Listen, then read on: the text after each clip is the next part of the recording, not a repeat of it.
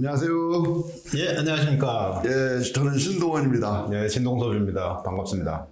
우리 신진대사 둘이 교육에 대한 뉴스를 한번 같이 토론할 때도 있을 것 같기도 하고, 그때마다 그 진하게 관계되는 다양한 정보나 아니면 학생이나 학부모들한테 필요한 그런 어떤 노하우나 지혜 같은 거를 전달하도록 하겠습니다. 네, 오늘은 6월 모의고사 분석을 하려고 하는데요. 모의고사의 참여 인원의 변화와 성적의 변화, 앞으로의 전망, 그런 부분들을 같이 살펴보도록 하겠습니다. 우선 전체적으로 인원수가 좀 줄었죠. 인원의 변화와 그 의미, 그런 것에 대해서 말씀 좀 자세하게 해주시죠. 올해 고3 학생 수가 대략 한 2만 명 정도 이상이 줄게 됩니다. 그래서 6월 모의고사도 재학생들은 한 2만 2천 명 정도가 줄었더라고요. 그런데 재학생이 이렇게 줄었는데도 재수생은 또 1만 2천 명 정도가 늘어서 작년 6월 모의고사보다 한 1만 명 정도 응시인원이 감소는 했습니다. 재수생들이 1만 2천 명 정도 늘었기 때문에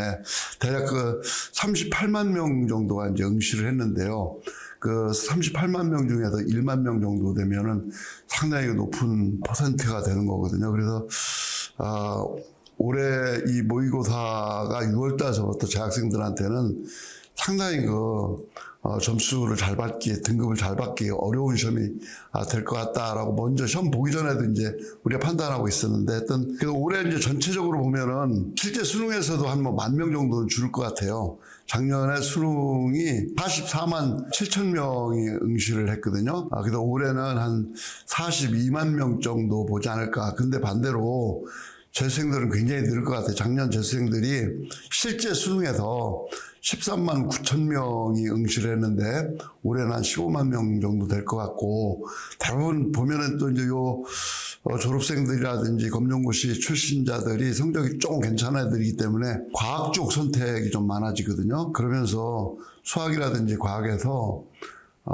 좋은 표준 점수를 얻기라든지 또 아니면 좋은 등급 받기가 좀 어려울 것 같다 라는 생각이 이렇게 듭니다. 네, 전체적으로 보면 재학생은 유사일의 최소의 인원이다. 예, 그렇습니다. 그죠? 그렇습니다. 예, 그렇습니다. 네, 그리고 졸업생이 7만 5천 명 정도 이번에 응시를 했는데 실제로 수능 보면 졸업생 숫자가 2배 정도 되죠. 그렇죠. 2배 늘어나죠. 네, 2배쯤 되니까 15만 명이 될 거다. 네네. 현재는 그렇게 보고 있고요. 재학생은 30만 명 정도가 이번에 응시했는데 재학생은 오히려 줄죠. 예, 그렇습니다. 예, 한 2만 명 정도 줍니다. 수능을 안 봐도 되는 학생들이 있어서 네네. 실제로 줄어들게 되죠. 이제 작년 예를 들어보면은 그렇습니다. 작년에 2022년 6월 달에 재학생들이 33만 명이 6월 모평을 시험을 봤는데 실제 수능에 응시한 학생들은 30만 명을 좀 넘겼어요. 31만 명은 채 안 되고 30만 8천 명 정도가 됐으니까 재학생 수는 한 2만 명 줄고, 재수생은 반대로 한 6만 5천 명이 시험 봤다가 한 14만 명 정도가 시험을 봤거든요. 그러니까 재수생들은 2배가 늘었다 이렇게 맞는 거고, 이번 재수생들이 무려 7만 5천 명이 시험을 봤으니까 그거에 2배 정도가 재수생들이 되든달 것 같으면 거의 15만 명 되지 않겠냐. 보통 졸업생들의 수능 평균이 과목별로 한 10점씩 높잖아요. 네, 그렇습니다. 한 10,000명이 늘었다는 것이 전체적으로 어떤 영향을 줄까요? 그래서 이제 일단 10,000명이 늘었다는 얘기, 예를 들어 이제 40만 명 중에서 이제 10,000명 정도 되면 그 퍼센트가 한 2.5% 정도 이렇게 되니까, 그러면은 그 학생들이 대부분 1, 2등급 받는다는 학생들이라 한다 같으면은, 어쩌면 등급 하나 이렇게 뺏길 수도 있을 정도다. 이런 정도가 되는 거고, 수능, 전체 인원의 거의 35% 정도가 이제 재수생이다라고 했을 때는, 그럴 때는 진짜 1등급 받기가 재생들 때문에 재학생들이 굉장히 힘들지 않나 이런 생각이 들어요. 전체적으로 수능 응시 인원은 조금 줄 것 같고, 네. 재학생이 줄어드는 이유도 줄어들 것 같고, 그것 때문에 등급 안에 들어가는 인원이 적어질 가능성도 있는데, 그러면 수시에서는 좋은 등급, 최저 등급 맞추는 게 아무래도 점점 어려워질 수도 있다 그거죠. 물론 이제 대학에서는 그거를 예상을 해서 약간 최저 등급 수능 최저 기준을 낮춘 대학도 있긴 한데, 하여튼 작년에 비해서는 맞추기가 쉽지 않다. 그걸 감안해서 수시를 지원해야 된다. 재학생이 정시를 노리는 건 좀 더 불리해질 수 있다. 그렇죠. 훨씬 더 불리하죠. 예, 예.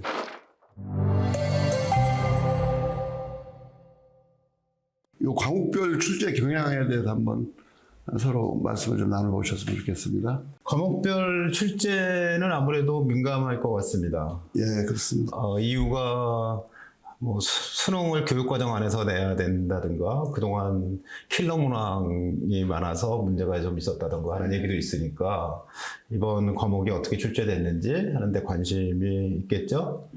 각 과목별로 그 표준 점수 최고점을 보니까 뭐 지난 수능이나 아니면 작년에 1년 전에 봤던 6월 모평하고 큰 차이가 있는 것 같진 않더라고요. 네, 그렇습니다. 거의 큰 차이는 없고요. 국어를 봤더니 만점자 이제 100점을 맞았을 때 수능 표준 점수가 국어는 136점이 나왔더라고요. 예, 작년하고 거의 비슷한 점수인데 그리고 만점자가 1492명이 나왔는데 이렇게 1492명 정도 되면은 그래도 시험 문제가 굉장히 어려운 시험은 아니었다. 이게 국어가 어렵게 나오게 되면은 오답을 유도하는 문항이 몇 개 있어가지고서 만점 맞는 아이들 숫자가 제일 적을 때는 27명까지 떨어진 적이 있었거든요, 재작년에. 그래도 이제 1492명 정도 나오고, 그래서 이제 하나 틀린 학생이 이제 2점이나 3점 정도 깎였겠죠. 이런 학생들이 5,300명 정도 되고, 또 뿐만 아니라 이제 두세 개 이렇게 틀린 학생들, 이런 학생들이 11,000명 정도 되더라고. 이런 정도면은 변별력이 아주 좋은 편은 아니다 하지만, 뭐 대학 입시에서 변별력 때문에 문제가 되진 않는다. 요사이 자꾸 킬러 문제 하는데, 국어에서 글쎄 아주 강력한 킬러 문제는 나오지 않은 걸로 이렇게 이제 판단이 되고요. 또 국어에서 이제 변별력이 좀 떨어지지만 수학에서 좀 어렵게 출제됐기 때문에 실제 대학 입시에는 총점 가지고서 이제 그 사정을 하기 때문에 뭐 전반적으로 뭐 변별력에는 큰 문제가 없었던 걸로 이렇게 보입니다. 그리고 언어와 매체가 성적이 좀 좋아요. 원래 우수한 학생들이 많이 선택하기 때문에 우수한 학생들이 집중적으로 선택하는 미적분이라든지 언어와 매체 이런 쪽은 어느 정도인지 보정 점수가 나오기 때문에 그래서 이번에도 점수 차이는 좀 있지 않을까 이렇게 생각되는데 그거에 대해서 좀 설명 더 부가적으로. 숫자를 보니까 그 언어와 매체 본 학생은 15만 명이고요. 합법과 작문 본 학생이 22만여 명인데 아무래도 과탐을 본 학생들 중에 언어와 매체 선택한 학생이 훨씬 많더라고요. 많죠. 예, 많죠. 예, 그게 근데 아무래도 문법이 생각보다 어려운가 봐요. 예. 저는 전공의 국어라서 사실 문법이 제일 쉽거든요. 그래서 언어 매체 응시자는 늘어가고 있다. 2023년에 14만이 봤는데 응시자가 줄었음에도 15만을 넘어섰어요. 그러니까 언어 매체를 더 많이 선택해가는 경향이 있다. 예, 예. 나중에 이제 이게 6월달 비율보다 실제 수능에서 비율이 훨씬 더 높아지더라고요. 왜냐하면 재생들이 자연계 학생들이 많고 자연계 학생들 중에서 이제 상위권 학생들은 주로 언어와 매체를 선택하기 때문에 실제 수능에서는 언어와 매체의 이렇게 비중이 더 커지는데 그 전에 보면은 이제 많게는 뭐 3점, 4점까지도 차이가 나더니 모의고사에서 실제 수능에서는 작년 한 2점밖에 차이가 안 나더라고요. 그러니까 언어와 매체가 굉장히 어려운데 그래도 어려운 점수가 안 나오는데도 선택한 학생이 있다 같으면은 안 되는 거 가지고 붙잡고 있는 것보다는 좀 쉽다고 생각한다면은 합작이라거나 합법과 작문을 선택하는 거는 바꾸는 건 어떨까요? 보통은 문법이 도대체 이해가 안 되면 문법 문제 6문제 나거든요. 그 6문제 문법 문제를 만약에 다 틀리게 되면 선택 안 하는 게 훨씬 낫죠. 결국 한 문항 차이 정도 되니까 선택을 할까 말까 하는 것들은 고려를 해야 될 것 같고요. 아마 전반적으로는 그 언어 쪽 문법을 볼 수 있는 여력이 있는 학생들은 문법을 선택하는 경향이 아닌가 하는 생각이 듭니다. 성적 차이를 생각해서 한 뭐 2, 3점 정도의 차이가 있으니까 만약에 언어와 매체 선택해서 맞을 수 있는 성적보다 합법과 사회학문 선택해서 맞춘 성적이 적어도 두 문항 이상이라면 당연히 그냥 화작을 해라. 아무래도 뭐 의대 가려면 언어 매체 하나면 손해 볼 수 있다 이렇게 말할 수 있겠죠. 그렇습니다. 왜냐면은 한 2점, 3점 정도 차이가 났을 때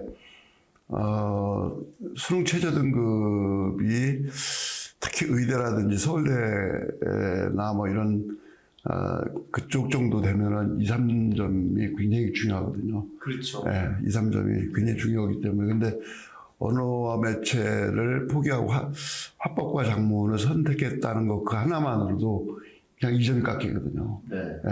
거기다가 뭐 최저가 4개 학년 합 5, 뭐 이렇게 되면 잘못해서 선택 과목 때문에 그 최저를 못 맞추게 되는 이런 경우도 있고 정시도 불리하고 예 그렇게 될 것 같습니다. 네.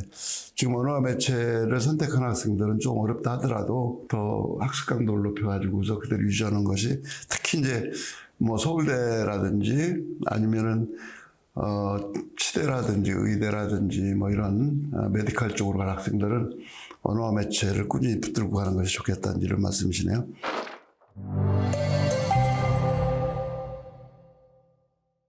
수학을 한번 볼게요. 수학은 만점짜리가 648명 나왔더라고요. 뭐 이 정도면은 상당히 작은 숫자로 나온 겁니다. 지금 인문계, 자연계 전부 합쳐진 수학에서 600명 정도가 만점, 근데 이 학생들이 151점을 맞았더라고요.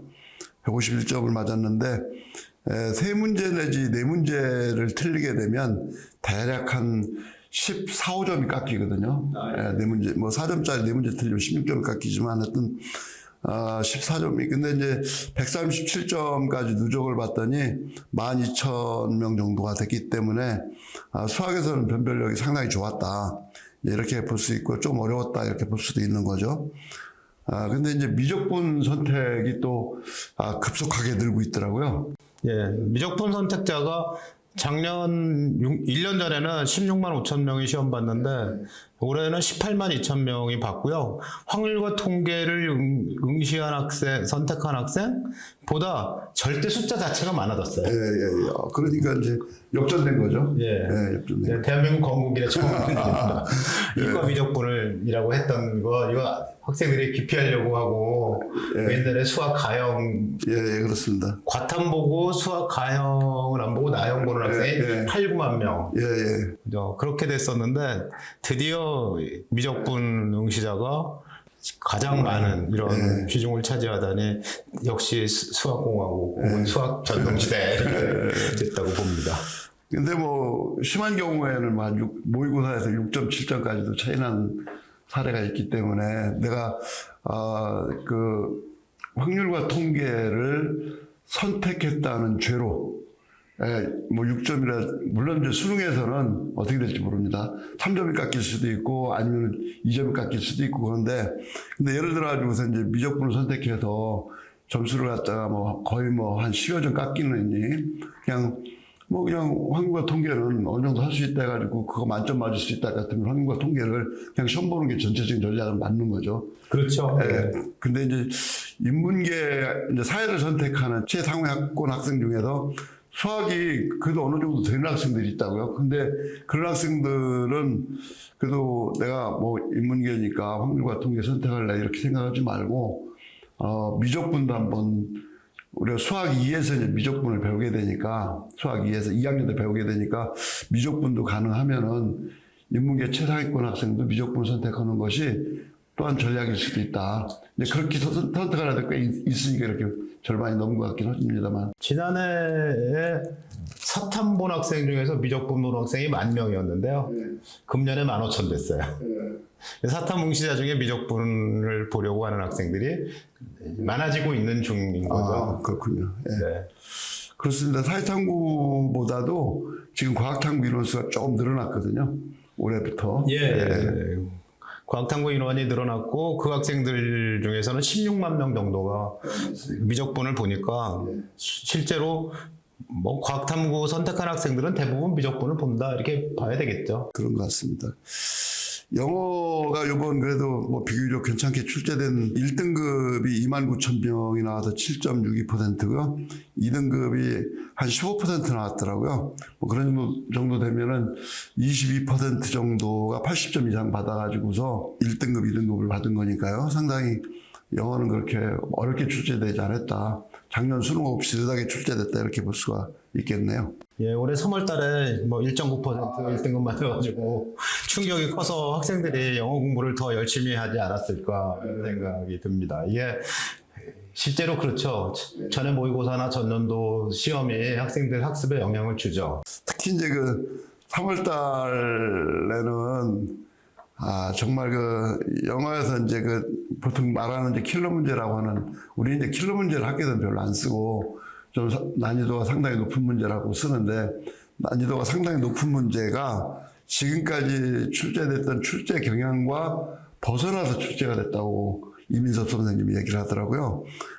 역시 그러더니 뭐 3월 달에는 뭐 영어 시험 보고 나가지고서 많은 학생들이 경악을 금치 못했다가 이거 6월 달 모의고사 영어 안 되겠다 열심히 좀 준비를 한 듯한 이런 느낌이 있습니다. 예. 보통 킬러 문항이라고 안 그러고 D난도 문제 이렇게 얘기했는데 이게 그 연합학력평가에서 그 정답률별로 A, B, C, D 난이도를 표시해줘가지고 D난도 문제 정도면은 정답률이 한 15%? 뭐 그런 정도죠. 네. E난도 문제도 어쩌다 있더라고요. 아주 어려운 문제들. 예. 킬러 문항이란 말을 안 쓰는 걸로.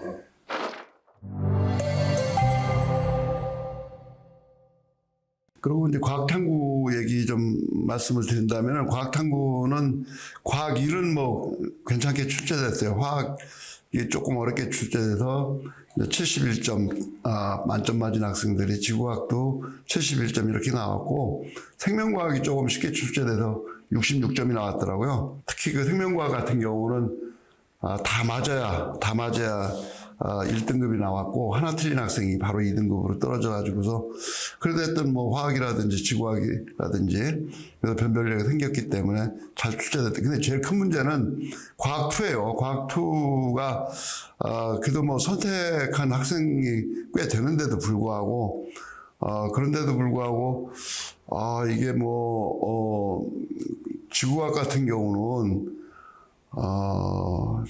1등급 표점이 98점인가 99점인가 28점이 2등급이더라고요. 26점, 28점이 2등급이고 그러니까 뭐 반 타자가면 2등급이 됐다는 얘기나 마찬가지거든요. 그리고 이제 만점 맞은 애는 뭐 몇 명 안 됩니다. 극히 드문데 만점 맞은 학생은 표점을 98점이나 맞았으니까 다른 예를 들어 가지고서 생물이 66점이니까 이거 98점이면 뭐 30 뭐 이렇게 2점이나 차이가 나는데 그거는 진짜 뭐 지구가 실제 수능에서 이렇게 표준 점수가 크게 나온다 하면은 대학 입시가 굉장히 왜곡될 소지가 있어요. 그래서 물론 이제 6월달 모의고사라 그 시험 범위를 다 배우지 않은 상태고 또 학생들이 과학 2까지 지금 공부를 안 한 상태이기 때문에 근데 이제 올해 서울대가 1+1도 이제 할 수가 있기 때문에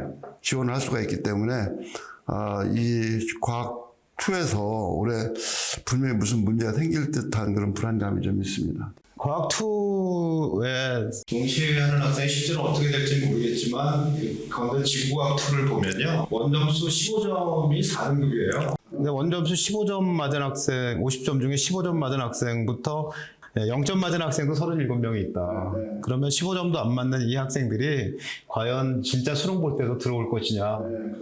근데 그럴 수도 있죠. 그동안 분포를 보면 이게 쌍봉낙타 비슷하게 돼 있잖아요. 앞에도 있고 맨 뒤에 밑에도 몰려 있고. 그런데 아마 조정을 하겠지만 어쨌든 다 맞은 학생이 20명 있고 하나 틀린 학생, 뭐 2개 틀린 학생, 뭐 2점짜리 2개 틀린 학생 뭐 이런 식으로 쭉 있는데 문제는 그 절반 정도 학생들이 절반이 넘는 학생들이 10점대 학생들인데 이 학생들이 그때도 본 시험 때도 들어올 거냐. 그런 문제겠죠. 참 어려운 문제입니다. 만약 그런 친구들이 좀 꽤 돌아가지고서, 그러니까 지구학 공부를 하나도 않고, 뭐, 와가지고서 이제 아무거나 이렇게, 마킹을 해놓고 자는 애들이 많아. 그래서 이제 평균 점수가 만약 20점 이하로 내려가면은 평균 점수는 무조건 왜곡되게 돼 있거든요.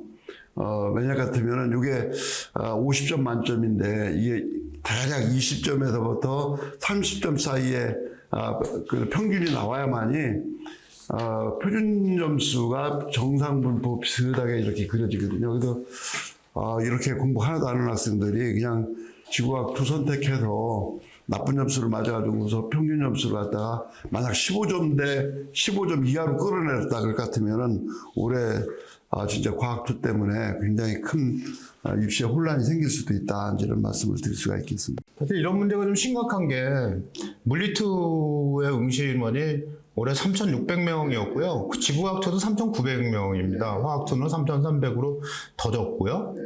그런데 그 중에 절반 정도 학생들이 10점도 못 맞는 10점대 이하라는 얘기는 어쩌면 이게 그 작전 세력이 들어올 수도 있다는 그런 생각도 들고요.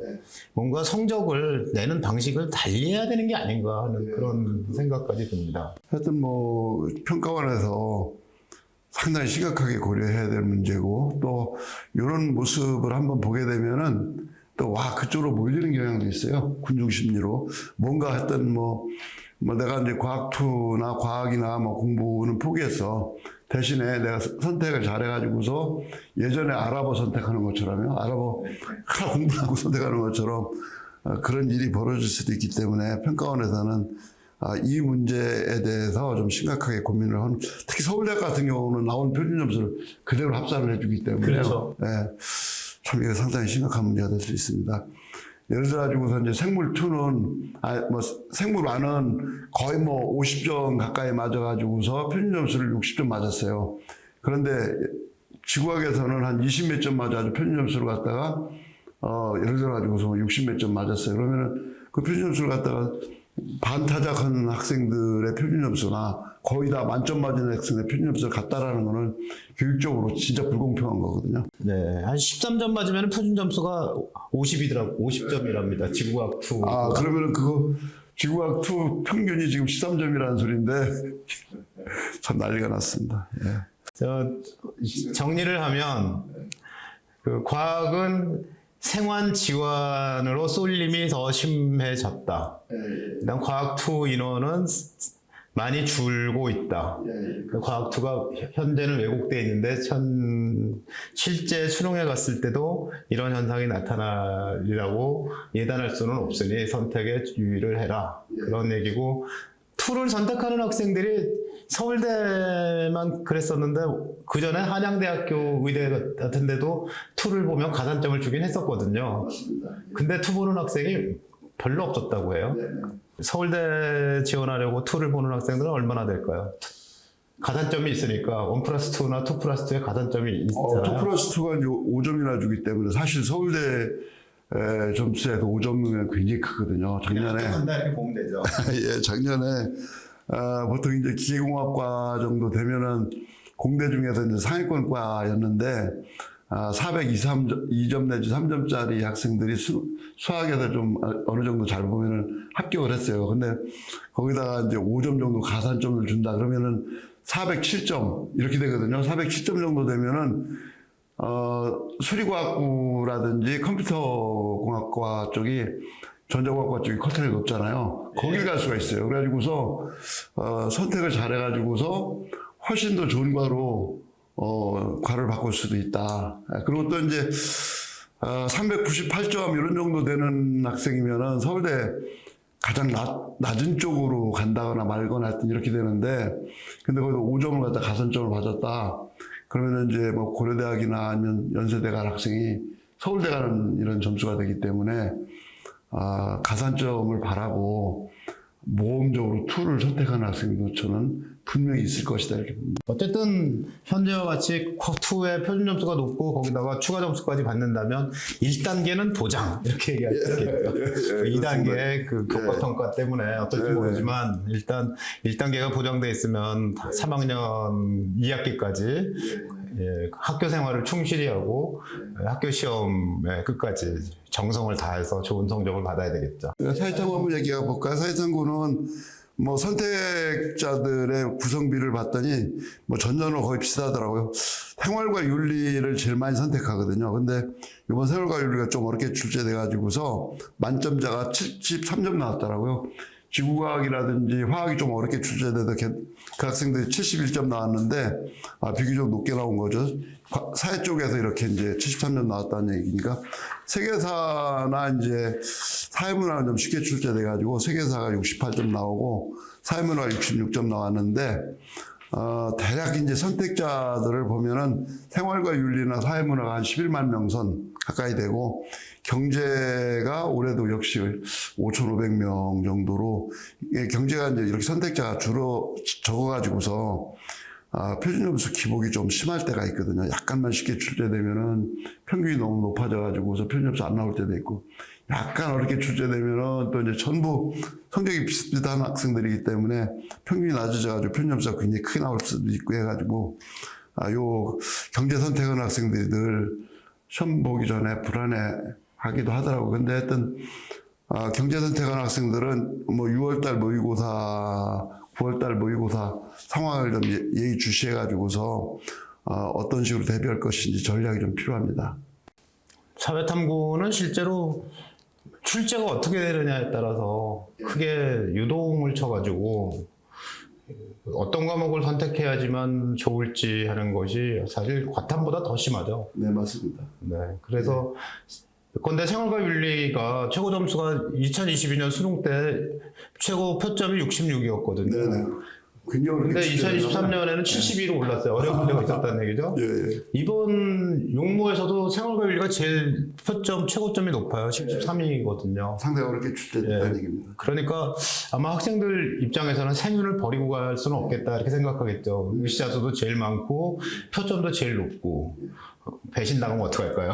예. 근데 이제 아무래도 하여튼 뭐 그래도 만점자가 꽤 나왔더라고요. 생활과 윤리도. 그렇기 때문에 좀 열심히 한다 할 것 같으면 그래도 자기 점수를 제대로 받아가지고 일단 그 생활과 윤리도 변수는 좀 있어요. 이게 왜냐면은 공부를 거의 그 사회탐구도 이제 뭐 포기한 예체능계 학생들 가끔 있는데 그런 학생들도 보통 선택하는 것이 이제 생활과 윤리에다가 사회문화거든요. 그렇기 때문에 이것도 변수는 좀 가지고 있는데 가장 그 많이 선택하는 과목이기 때문에 노력하면 노력한 것만큼 점수가 나온다. 큰 올해도 변동은 없을 것으로 보인다. 이렇게 저는 보고 있습니다.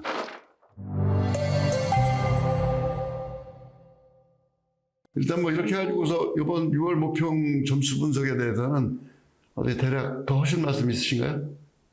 네, 전반적으로는 6월 모평을 보고 나서 학생들이 어떤 과목을 어떻게 공부해야 되나 하는 부분이 더 중요하니까 전체적으로 인원 변화라든가 뭐 과목 선택의 변화가 실제로 학생들이 그 선택 과목을 바꾼다든가 뭐 하는데 영향을 줄 것 같지는 않고요. 일단 기본적으로는 등급 맞기가 쉬워지지 않을 가능성이 있으니 재학생들은 조금 더 분발해야 되겠다 이렇게 보이긴 합니다. 시청해 주셔서 감사합니다.